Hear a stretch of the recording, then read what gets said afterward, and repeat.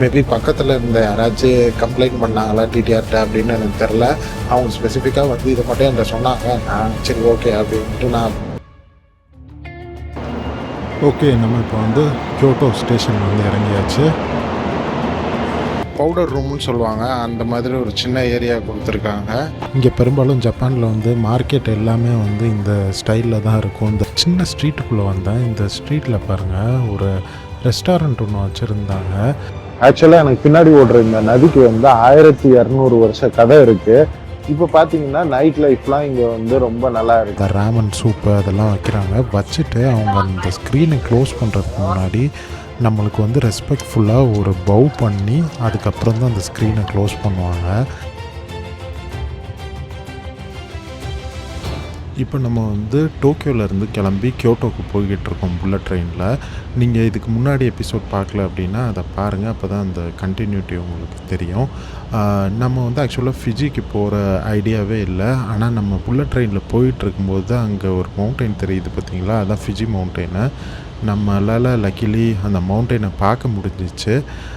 But ஆனால் இந்த ட்ரிப்பில் வந்து ஃபிஜிக்கு போகிற ஐடியா இல்லை, ஏன்னா அவ்வளோ டைம் வந்துட்டு இல்லை.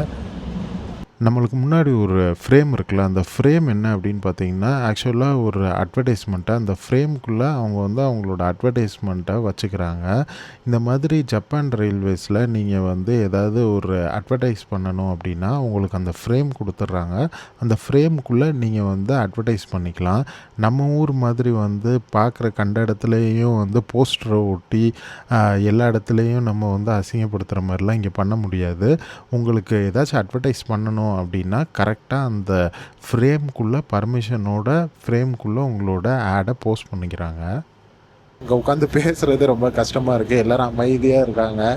அதனால் அங்கேருந்து என்னால் பேச முடியல. அதனால் சும்மா இந்த ரெஸ்ட் ரூம்லாம் இருக்குல்ல, 2 கம்பார்ட்மெண்ட் கனெக்ட் பண்ணும்ல, அந்த இடத்துல இருந்து தான் நான் இந்த வீடியோவே மேக் பண்ணுறேன்.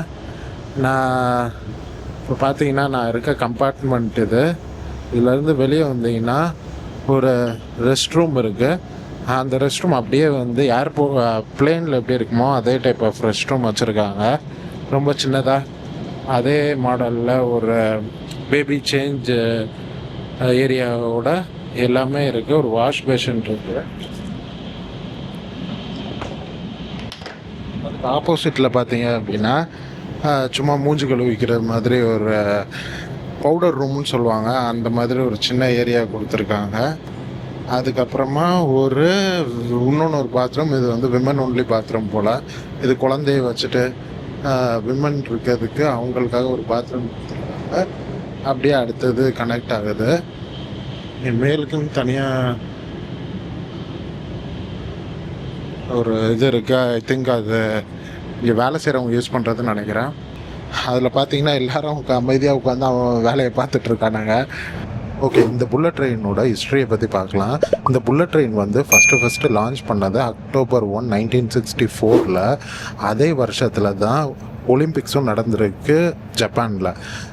இவங்க ஏன் இந்த இயரை இந்த டேட்டை சூஸ் பண்ணாங்க அப்படின்னு பார்த்தீங்கன்னா, ஜப்பானில் ஒலிம்பிக்ஸ் நடக்கிற டைமில் நிறைய பேர் ஜப்பானுக்கு விசிட்டராக வருவாங்க. அந்த டைமில் வந்து நம்ம ஜப்பானோட டெக்னாலஜியை காட்டணும் அப்படின்றத எய்ம் பண்ணி கரெக்டாக ஒலிம்பிக்ஸுக்கு கொஞ்ச நாளைக்கு முன்னாடி இந்த புல்லட் ட்ரெயினை அவங்க லான்ச் பண்ணியிருக்காங்க. அதை ஃபஸ்ட்டு பார்த்த எல்லாருக்குமே வந்து பயங்கர ஷாக்காக இருந்துச்சு. எப்படி வந்து ஒரு ட்ரெயின் வந்து 300 km/h ஸ்பீடில் போக முடியும் அப்படின்றது. ஏன்னா அதுதான் அந்த டைம்லேயே வேர்ல்ட்ஸ் ஃபஸ்ட்டு புல்லட் ட்ரெயினாகவும் இருந்துச்சு. இதை விட அப்கிரேடடாக வந்து 400 km/h போகிற ட்ரெயின் ஒன்று வந்து இப்போ ரீசண்டாக அவங்க வந்து எக்ஸ்பெரிமெண்டல் பண்ணியிருக்காங்க. அந்த ட்ரெயின் வந்து கொஞ்சம் லாங் டிஸ்டன்ஸ் போகிறதுக்காக டிசைன் பண்ணியிருக்காங்க. பட் ஆனால் இன்னும் அது வந்து யூஸ்க்கு வரல அப்படின்ற மாதிரி போட்டிருக்காங்க.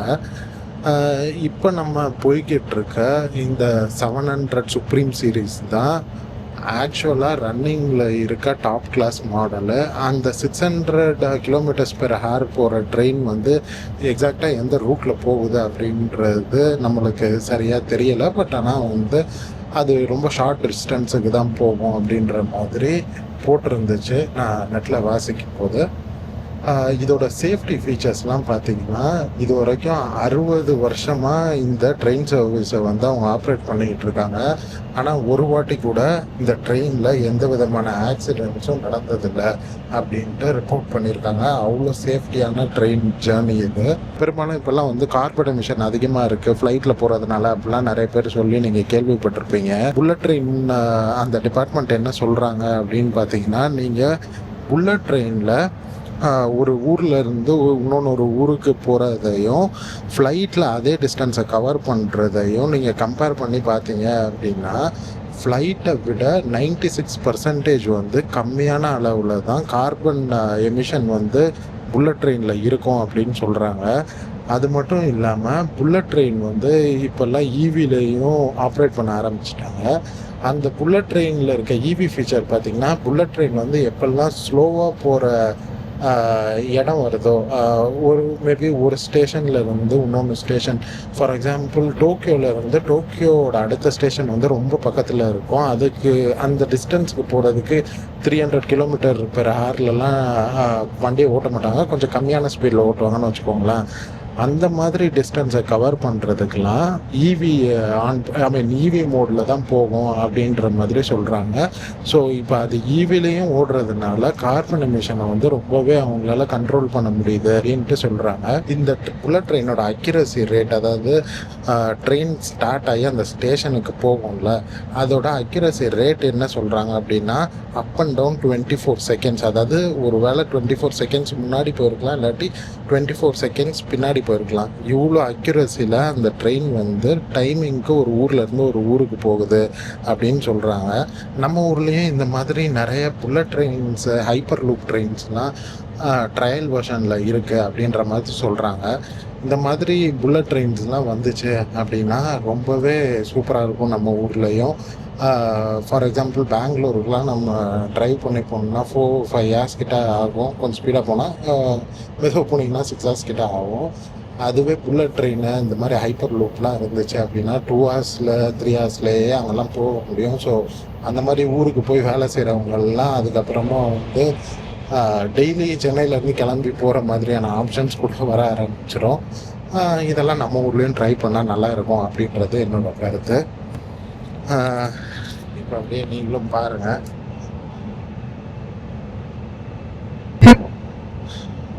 எவ்வளோ ஸ்பீடில் போயிட்டுருக்குன்ட்டு. ஆக்சுவலாக இப்போ இந்த ட்ரெயின் வந்து 300 km/h ஸ்பீடில் போய்கிட்டுருக்கு. நிறைய பேர் சொல்லி கேள்விப்பட்டிருக்கேன், இது ட்ரெயின் வந்து அவ்வளோ ஷேக் தெரியாது, ரொம்ப ஸ்மூத்தாக இருக்கும் அப்படிலாம் சொல்லுவாங்க. பட் ஆனால் நான் எக்ஸ்பீரியன்ஸ் பண்ணும்போது ட்ரெயின் அவ்வளோ ஷேக் இல்லாமல்லாம் கிடையாது. கண்டிப்பாக ஷேக்லாம் இருக்குது. நம்ம ஊரில் ட்ரெயினில் நடக்கும்போது எப்படி ஒரு மாதிரி ஒரு தள்ளாட்டம் இருக்குமோ, அதே மாதிரி இந்த ட்ரெயின்லையுமே கொஞ்சம் தள்ளாட்டுற மாதிரியான ஃபீலிங்லாம் இருக்குது. இந்த ட்ரெயினில் இருக்க ஒரே பிரச்சனை என்ன அப்படின்னு பார்த்திங்கன்னா, உள்ளே வந்து உட்காந்து பேசவும் விட மாட்டேன்றாங்க. அதே மாதிரி வீடியோவில் வால்யூமை வந்து, அதாவது யூடியூப்பில் நான் வீடியோ பார்த்துட்ருந்தேன், அப்போ வந்து வால்யூமை வந்து கம்மியாக வச்சு பாருங்கள் அப்படின்னாங்க. இத்தனைக்கும் அந்த வால்யூம் வந்து எனக்கு மட்டும் கேட்குற அளவுக்கு கம்மியாக தான் வச்சு பார்த்துட்ருந்தேன். மேபி பக்கத்தில் இருந்த யாராச்சும் கம்ப்ளைண்ட் பண்ணாங்களா டிடிஆர்ட்ட அப்படின்னு எனக்கு தெரில. அவங்க ஸ்பெசிஃபிக்காக வந்து இதை மட்டும் என்கிட்ட சொன்னாங்க. சரி ஓகே அப்படின்ட்டு நான் யூடியூப்பை பார்க்குறதே நிப்பாட்டிட்டேன். இந்த ட்ரெயினில் ஃப்ரீயாக வைஃபை சர்வீஸ்லாம் தராங்க.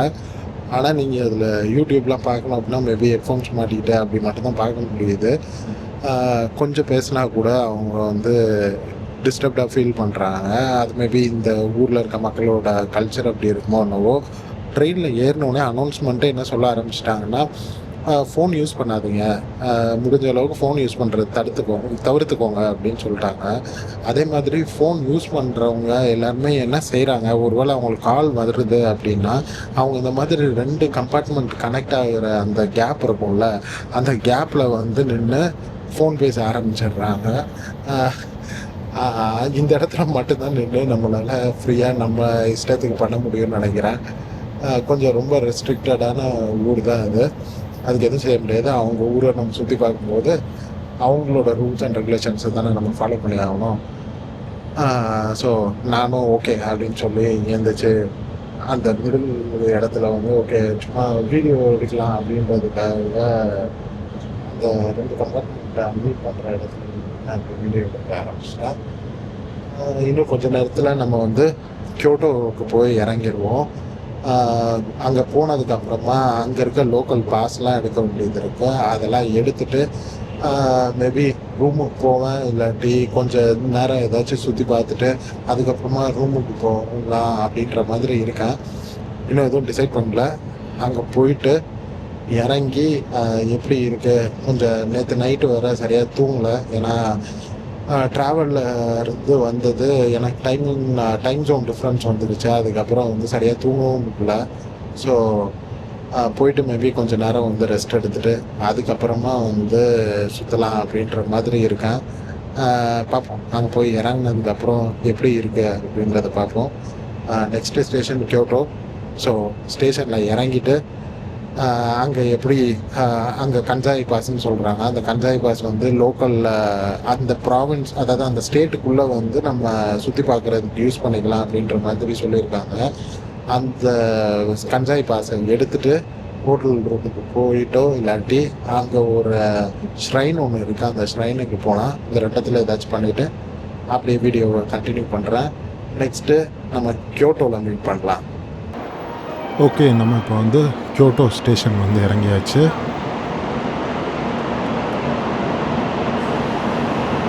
டோக்கியோவில் அவ்வளோ கூட்டமே இல்லை. கியோட்டோ வந்ததும் கியோட்டோவில் இருக்க கூட்டத்தை பார்த்தீங்களா, மொத்த ஊரும் இங்கே தான் இருக்குதுன்னு நினைக்கிறேன். எல்லாமே ஃபாரின் ட்ராவலர்ஸ் தான் இங்கே இருக்காங்க. இது ஒரு டூரிஸ்ட் ஸ்பாட்டுன்றதுனால கியோட்டோ ஃபுல்லாமே கூட்டம் நிறைஞ்சி வழியுது. இங்கே மட்டும் இருக்க கூட்டம் இல்லை, கீழே பார்த்தீங்கன்னா கீழே வந்து ட்ரெயின்லேருந்து இறங்கி வந்துக்கிட்டே இருக்கானுங்க. இவ்வளோ பேர் எங்கே தான் போகிறானுங்கன்னு எனக்கு தெரில. பாருங்கள், எஸ்கலேட்ரு ரஷ்ஷாக இருக்குது. பாருங்கள், மொத்த கூட்டமும் இங்கே தான் இருக்கானுங்க. ஆக்சுவலாக இங்கே பாஸ் பற்றி கேட்டால் அவங்க வந்து கியோட்டோக்குன்னு ஒரு பாஸ் இருக்குது, அது இந்த கியோட்டோ சிட்டியில் மட்டும் சுற்றுறதுக்கு அந்த பாஸை யூஸ் பண்ணிக்கலாம் அப்படின்னாங்க. அது ஒரு 1100 என்னன்னாங்க. நாளைக்கு வெளியே சுற்றுறதுக்கு அந்த பாஸ் யூஸ் ஆகும் அப்படின்னு சொல்லிட்டு அந்த பாஸ் வாங்கிக்கிட்டேன். அந்த பாஸை நாளைக்கு தான் யூஸ் பண்ண போகிறேன். ஏன்னா இன்றைக்கி வந்து பெருசாக எதுவும் சுற்றி பார்க்க போகிறதில்ல. இப்போ கியோட்டோ ஸ்டேஷன்லேருந்து ஹோட்டலுக்கு மட்டும்தான் போகிறேன். அதுக்கு வந்து 250 என்ன அந்த ரேஞ்சில் தான் வருது பஸ் டிக்கெட்டு. ஸோ 250 என்ன பே பண்ணி இந்த பஸ் ட்ராவலை ஸ்டார்ட் பண்ணிட்டேன். நாளைக்கு வெளியே சுற்றி பார்க்கும்போது அந்த கியோட்டோ பாஸை வந்து யூஸ் பண்ணலாம். இன்றைக்கி வந்து பே பண்ணியே பண்ணலாம் அப்படின்னு சொல்லி பஸ்ஸில் ஏறியாச்சு.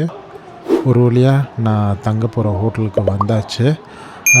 இந்த ட்ராவல் லாட்ஜுன்ற ஹோட்டலில் தான் நான் இன்றைக்கி தங்க போகிறேன். ஆல்மோஸ்ட் 3 nights வந்து இந்த இடத்துல தான் தங்க போகிறேன்.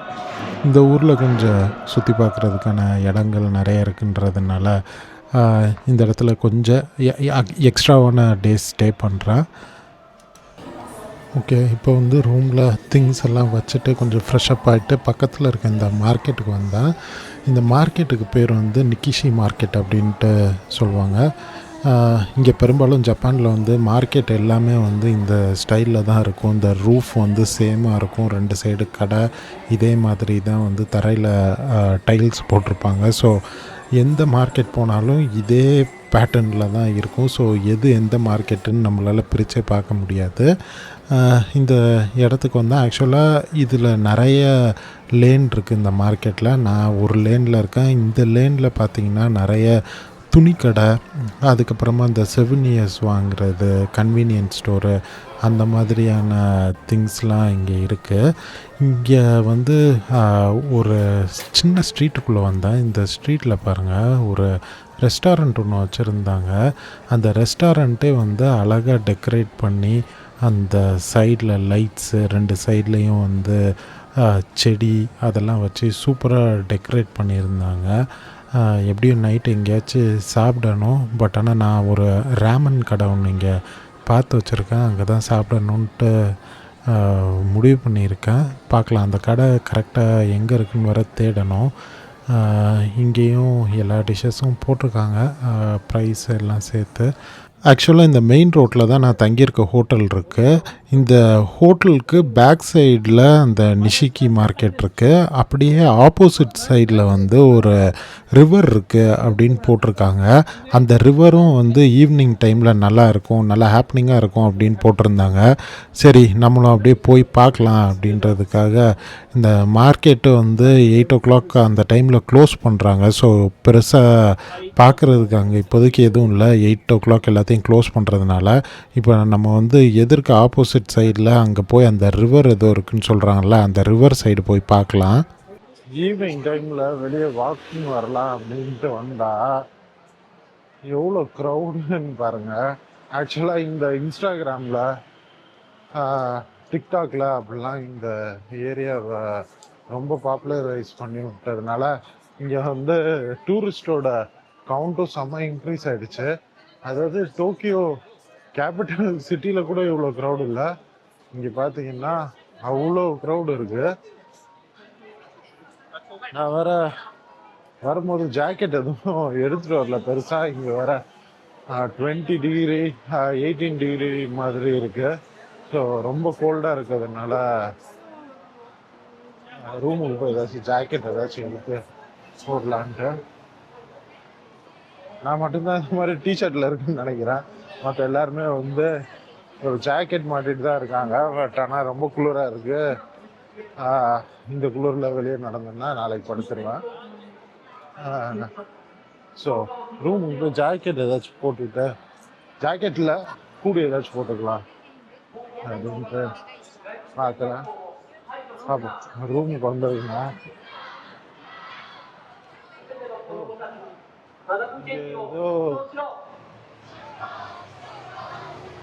ஏதோ ரேலி ஏதோ நடக்குது, எதுக்குன்னு தெரில.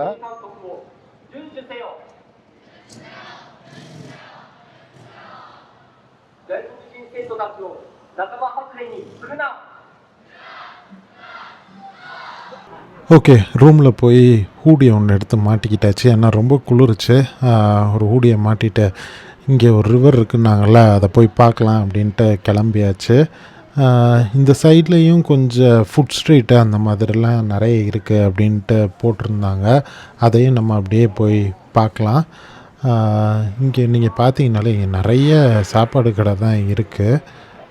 நம்மளும் ஏதாச்சும் ஒரு நல்ல சாப்பாடு சாப்பிட்லாம். ஆக்சுவலாக ரேமன் தான் இந்த நாட்டில் இருக்க ஸ்டேப்பிள் ஃபுட்டு. ஸோ ரேமனை தான் ட்ரை பண்ணலாம் அப்படின்ட்டு யோசிச்சுருக்கேன். நம்ம அந்த டைமில் என்ன மாட்டுதோ அதை அப்படியே சாப்பிடுவோம். ஆக்சுவலாக இப்போ வந்து அந்த ரிவர் சொன்னால அந்த ஏரியாவுக்கு வந்துட்டோம். இங்கே நீங்கள் பாருங்கள், இந்த சைடில் வந்து கீழே ரிவர் ஓடிக்கிட்டு இருக்கு பாருங்கள். அவ்வளோ ஆழமாலாம் இல்லை, பட் ஆனால் இது ஒரு சின்ன ரிவர் மாதிரி இருக்குது. ரிவர்னு சொல்கிறதா ஓடன்னு சொல்கிறதான்னு தெரில. ஆனால் தண்ணி ரொம்ப நீட்டாக இருக்குது. கீழே இருக்க அந்த கல்லோட இது கூட நல்லா தெரியுது. அங்கே பாருங்கள், சைடில் ஒரு ரெஸ்டாரண்ட் வச்சுருக்காங்க. அந்த ரெஸ்டாரண்ட்டில் அப்படியே இந்த ரிவர் பக்கத்தில் உட்காந்து ரசித்து சாப்பிட்ற மாதிரி ஒரு ரெஸ்டாரண்ட்டும் வச்சுருக்காங்க. ஆனால் என்னென்னு தெரில, அங்கே காலியாக இருக்குது, யாருமே இல்லை. இந்த ரெஸ்டாரண்ட்டுக்கெலாம் நம்ம போக வேண்டாம், வேறு ஏதாச்சும் நல்ல கூட்டமாக இருக்க ஒரு ரெஸ்டாரண்ட்டுக்காக போகலாம். ஆக்சுவலாக எனக்கு பின்னாடி ஓடுற இந்த நதிக்கு வந்து 1200 வருஷ கதை இருக்குது. இந்த ஊரில் கிட்டத்தட்ட 700 ஏடியில் வந்து மக்கள் வாழ ஆரம்பிச்சிருக்காங்க இந்த நதிக்கரையை ஒட்டி. அந்த டைமில் இங்கே ஒரு மன்னர் ஆட்சி பண்ணியிருக்காரு. அவர் என்ன பண்ணியிருக்காருன்னா, இந்த நதிக்கரையை ஒட்டியே தனக்கு வந்து ஒரு பேலஸ் அமைக்கணும் அப்படின்னு சொல்லி ஒரு பேலஸ் கன்ஸ்ட்ரக்ஷன் பண்ண ஆரம்பிக்கிறாங்க. அந்த பேலஸை கன்ஸ்ட்ரக்ட் பண்ண ஆரம்பிக்கும் போது அவங்க என்ன பண்ணுறாங்க அப்படின்னா, இந்த நதியை டைரக்ஷனை கொஞ்சம் மாற்றி விடுறாங்க. அந்த நதியோட டைரக்ஷனை மாற்றும் போது என்ன பிரச்சனை ஆக ஆரம்பிச்சிருச்சுன்னா, எல்லா வருஷமும் அந்த ஊரில் பயங்கரமாக வெள்ளம் வந்து நிறைய பிரச்சனைகள் வர ஆரம்பிச்சு மக்கள் ரொம்ப கஷ்டப்பட ஆரம்பிச்சிருக்காங்க. அதுக்கப்புறமா வந்து சரி, இந்த நதியை வந்து மாற்றி விட்டதுனால தான் இவ்வளோ பிரச்சனை அப்படின்னு சொல்லி அவங்க வந்து திருப்பியும் அந்த நதியை வந்து அதோட பாதையிலேயே மாற்றி விட்டு அதை சரி பண்ணியிருக்காங்க. அதுக்கப்புறமும் அந்த இடத்துலயே அந்த மக்களும் திருப்பியும் பழையபடி வாழ ஆரம்பிச்சு இந்த ஊரே உருவாயிருக்கு. இப்போ பார்த்தீங்கன்னா நைட் லைஃப்லாம் இங்கே வந்து ரொம்ப நல்லா இருக்கு. மக்கள் நிறைய பேர் வராங்க. பெரும்பாலும் டூரிஸ்ட் வந்து எக்கச்சக்கமான பேர் இங்கே வந்திருக்காங்க. நான் இங்கே பார்த்தீங்க அப்படின்னா ஒரு 100 பேர் இருக்காங்க அப்படின்னா அதில் 85 பேர் டூரிஸ்ட் தான் இருக்காங்க. மற்றது கொஞ்சம் கொஞ்சம் இந்த ஜாப்பனீஸ் இந்த ஊருக்காரங்க இருக்காங்க. பர்டிகுலராக கொஞ்சம் நேரத்துக்கு முன்னாடி இங்கே ஒரு ட்ரெஸ்ஸு கடை இருந்துச்சு. நம்ம ஊரில் இருக்க ஜூடியோ மாதிரின்னு வச்சுக்கோங்களேன். அந்த கடைக்குள்ளே போனால் அது சரவணா ஸ்டோரா இல்லாட்டி இங்கே இருக்க கடையா அப்படின்றது தெரியாத அளவுக்கு அவ்வளோ கூட்டம் இருந்துச்சு இந்த இடத்துல. அதை பார்க்கும்போது தான் நான் நினச்சேன், இந்த இன்ஸ்டாகிராமு யூடியூப்லாம் வந்து எல்லா இடத்தையும் பாப்புலரைஸ் பண்ணி விட்டுட்டு இப்போ வந்து எல்லா இடமும் ரஷ்ஷாக இருக்குது. வாங்க அப்படியே நடந்து போய் ஏதாச்சும் சாப்பிட கிடைக்குதான்னு பார்ப்போம். இங்கே பார்த்தீங்கன்னா பெரும்பாலும் நிறைய கடையில் க்யூவில் நின்று தான் எல்லாரும் சாப்பிட்டுட்டு இருக்கானுங்க. அவ்வளோ நல்லா இருக்குமா என்னன்னு எனக்கு தெரியல. ஆனால் நிறைய கடை பார்த்தீங்க அப்படின்னா வெளியே மக்கள் வந்து க்யூவில் நின்று வெயிட் பண்ணி சாப்பிட்றாங்க. அந்த கடையை பார்த்தா அந்த கடை தான், அந்த கடையில் சாப்பாடு நல்லா இருக்கிறதுனால தான் அங்கே அவ்வளோ பேர் நிற்கிறாங்கன்னு நினைக்கிறேன். ஒரு சில கடையிலலாம் ஒரு 50-60 பேர் வெளியே நிற்கிறாங்க. அவங்க எப்போ சாப்பிட்டு முடிச்சுட்டு வீட்டுக்கு போவாங்க அப்படின்றது எனக்கு தெரியாத அளவுக்கு கூட்டம் இருக்குது. இங்கே வந்து இது ஒரு வித்தியாசமான ஒரு விஷயம். இங்கே எப்படின்னா அட்வர்டைஸ் பண்ணுறாங்க அப்படின்னா அவங்களுக்குன்னு தனித்தனியாக இந்த மாதிரி ஒரு ஷெல்ஃப் மாதிரி ஒரு இதை ஒதுக்கிடுறாங்க. அவங்க வந்து இந்த பில்போர்டுக்குள்ளே மட்டும்தான் அவங்களோட அட்வர்டைஸ்மெண்ட்டை பண்ணணும். நம்ம ஊர் மாதிரி ரோட்லலாம் கண்ட இடத்துலையும் ஒட்ட முடியாது. இது வந்து இங்கே வித்தியாசமாக இருந்துச்சு. அப்படியே ரொம்ப பசிக்க ஆரம்பிச்சிச்சு. சரி பக்கத்தில் ஏதாச்சும் ரேமன் ஷாப் இருக்கா அப்படின்ட்டு சர்ச் பண்ணி பார்த்துட்டு இருந்தேன். கடைசியில் வந்து ஐச்சி ரேமன் அப்படின்னு சொல்லி ஒரு ரேமன் ஷாப் இருக்குது. அந்த ரேமன் ஷாப் பற்றி நான் முன்னாடி யூடியூப்பில் வீடியோஸ்லாம் பார்த்துருக்கேன். நல்லாயிருக்கும் அப்படின்னு நிறைய பேர் போட்டிருந்தாங்க. அந்த ஷாப் வந்து நான் தங்கியிருக்க ஹோட்டல் பக்கத்துலேயே இருந்துச்சு. சரி அங்கேயே போய் சாப்பிட்லாம் அப்படின்னு சொல்லிட்டு அங்கே கிளம்பி போய்கிட்டு இருக்கேன். இங்கே ஒரு பெரிய க்யூ நிற்கிது. இந்த க்யூவை தாண்டி உள்ளே வேற பயங்கரமாக க்யூ நிற்கிது. ஒரு வழியாக டோக்கனை வாங்கியாச்சு. ராமன், போர்க்கு கொஞ்சம் ஐட்டம் வாங்கினேன். அதுக்கப்புறமா அவங்க அது கூட என்ன கொடுத்தாங்கன்னா உங்களோட ப்ரிஃபரன்ஸ் என்ன அப்படின்ட்டு, எக்கோட வேணுமா ஆனியன்ஸ் வேணுமா அப்படின்ற மாதிரிலாம் கேட்டு கொஞ்சம் கொடுத்துருக்காங்க. பென் எல்லாம் மேபி உள்ளே போயிட்டு பெண்ணை வச்சு சர்க்கிள் பண்ணிக்கலாம். அதெல்லாம் தாண்டி பார்த்தா இன்னும் நம்மளுக்கு முன்னாடி இவ்வளோ பேர் இருக்காங்க. இன்னும் மேலே வரைக்கும் க்யூ போகும்னு நினைக்கிறேன். இப்போ நிறைய பேர் இருக்காங்க. எவ்வளோ நேரம் ஆகும்னு தெரில. சரி நல்லா இருக்கும் அப்படின்னு சொல்கிறாங்க. ஓகே சரி போய் பார்க்கலாம். பல மணி நேரம் கழிச்சு ஒரு வழியாக கடைசியில் நாங்கள் கிட்ட வந்தாச்சு. ஆல்மோஸ்ட் 25 நிமிஷம் வெயிட்டிங் பீரியடுக்கு அப்புறம் இங்கே வந்து அவங்க சீட்டிங் வேக்கன்சியை செக் பண்ணிவிட்டு நம்மளை கூப்பிடுவாங்க போல். இன்னும் வெயிட் பண்ணிகிட்ருக்கோம். இந்த கடையில் பார்த்தீங்கன்னா மொத்தமாகவே வந்து 35 சீட்ஸ் தான் அவைலபிள். ஆனால் க்யூலையே மொத்தம் ஒரு 35 பேர் நிற்கிறாங்க போல். அவ்வளோ பெரிய க்யூ நிற்கிது. அடுத்தது நம்மளை தான் கூப்பிடணும். எங்கேயாச்சும் வேக்கன்சி வந்துச்சுன்னா அவங்க வந்து கூப்பிடுவாங்க. ஒரு 30 நிமிஷம் காத்திருப்புக்கு அப்புறமா நம்மளுக்கு வந்து உட்கார்றதுக்கு ஒரு சீட் கொடுத்துட்டாங்க. இப்போ வந்து நம்ம ஆர்டர் பண்ணதை அவங்க எடுத்துகிட்டு வந்து சர்வ் பண்ண போகிறாங்க. இப்போ நீங்கள் பாருங்கள், அவங்க வந்து அந்த போர்க்கு அதுக்கப்புறமா அந்த ரேமன் சூப்பு அதெல்லாம் வைக்கிறாங்க. வச்சுட்டு அவங்க அந்த ஸ்க்ரீனை க்ளோஸ் பண்ணுறதுக்கு முன்னாடி நம்மளுக்கு வந்து ரெஸ்பெக்ட்ஃபுல்லாக ஒரு பவ் பண்ணி அதுக்கப்புறம் தான் அந்த ஸ்க்ரீனை க்ளோஸ் பண்ணுவாங்க.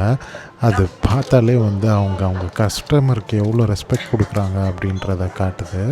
இங்கே வேற யாரும் பெருசாக சவுண்டாக பேச மாட்டாங்கிறாங்க. அதனால் நான் மைக்கை வாய்கிட்ட வச்சு பேச வேண்டியதாக இருக்குது.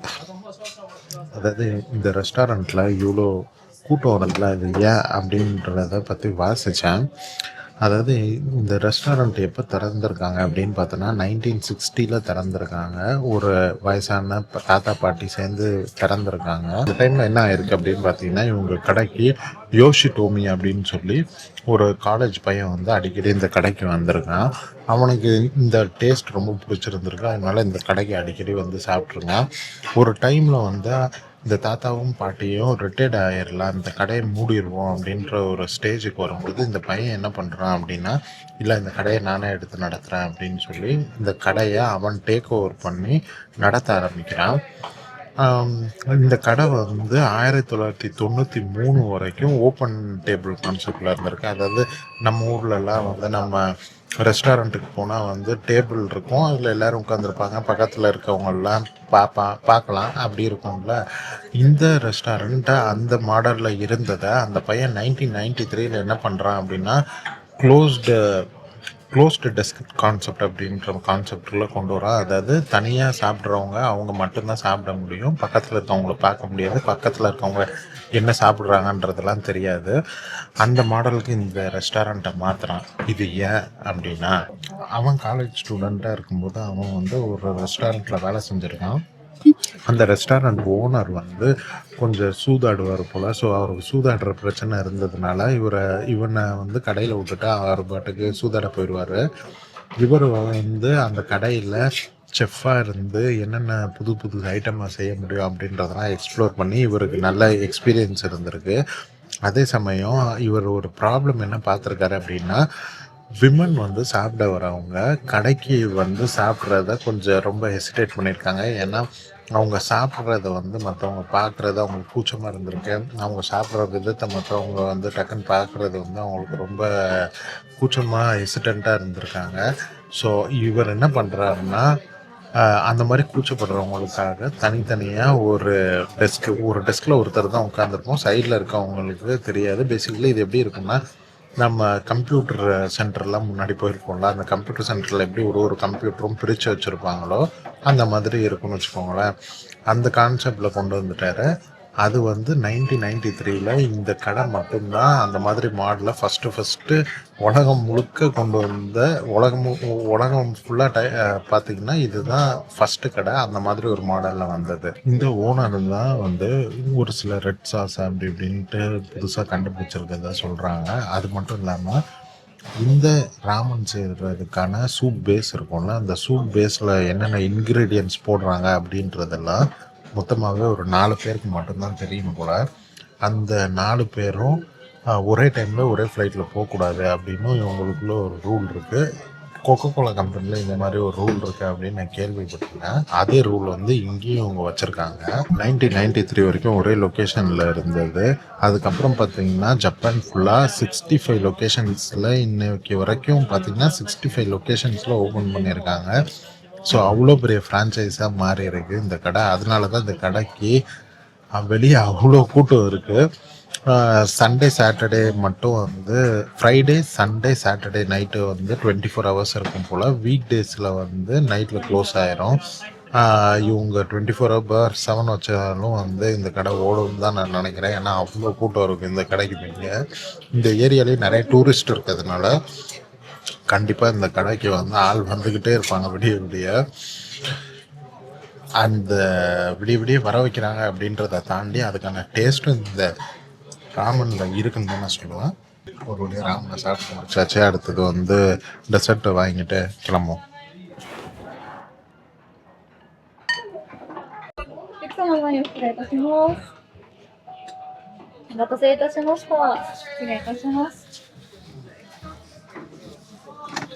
இந்த புட்டிங் எவ்வளோ ஃப்ளஃபியாக இருக்குது பாருங்கள்.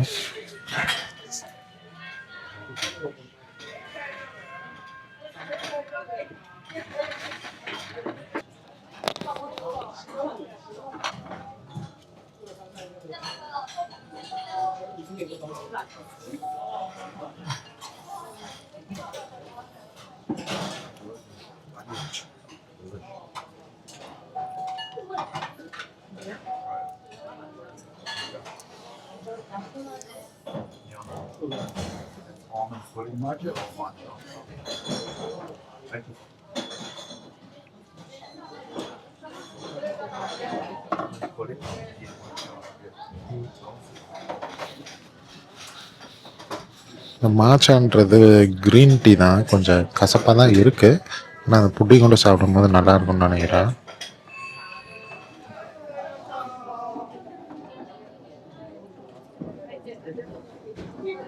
லேசாக கசப்பாக இருக்குது, ஆனால் நல்லாயிருக்கு. மணி பார்த்தீங்கன்னா இப்போ நைட்டு 10 மணி ஆகுது. இன்னும் இந்த கடைக்கு வெளியே கூட்டம் நிற்கிது. இப்போ பார்த்துக்கோங்க எவ்வளோ பாப்புலரான கடை இது அப்படின்ட்டு. நல்லா சாப்பிட்டாச்சு, அப்படியே ரூமில் போய் படுத்து தூங்குவோம். நாளைக்கு கியோட்டோவை சுற்றி பார்க்கலாம். இன்றைக்கி இதோட இந்த vlog முடிச்சுக்கலாம். நாளைக்கு மறுபடியும் vlog-அ கியோட்டோவை சுற்றி பார்க்குறதுல தொடங்குவோம்.